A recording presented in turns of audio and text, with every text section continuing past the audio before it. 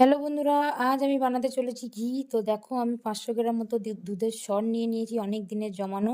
এটাকে আগে ভালো করে মেখে নিচ্ছি। তারপরে এই হাতের সাহায্যে ভালো করে থালাটাকে চেপে ধরে হাতের সাহায্যে ভালো করে গোল গোল করে ঘোরাতে হবে অনেকক্ষণ, ১৫-২০ মিনিট ঘোরানোর পরে যখন এরকম হয়ে যাবে, পুরো দেখো এটা মাখন হয়ে গেছে। এবারে আমি ফ্রিজে রাখা ঠান্ডা জল দিয়ে দেবো। দিয়ে দিলে দেখো পুরো মাখনটা আলাদা হয়ে গেছে, দেখেছো? এটা এবার আমি একটা বাটিতে তুলে নেবো, যার মধ্যে আমি ঘি বানাবো সেটা তুলে নিচ্ছি।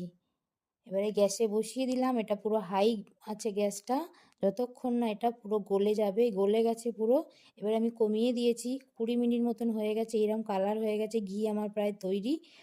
আর ২-৩ মিনিট রেখে নামিয়ে দেবো। তার আগে একটু লেবু পাতা দিলাম যাতে ভালো সেন্ট হয় ঘিয়ের। তো আমার ঘি তৈরি রেডি। দেখে নাও কেমন হয়েছে, আর ভিডিওটা কেমন লাগলো অবশ্যই কমেন্ট করে জানাবে। চ্যানেলটা সাবস্ক্রাইব করতে ভুলো না। দেখা হচ্ছে পরের ভিডিওতে। সবাই ভালো থেকো, সুস্থ থেকো।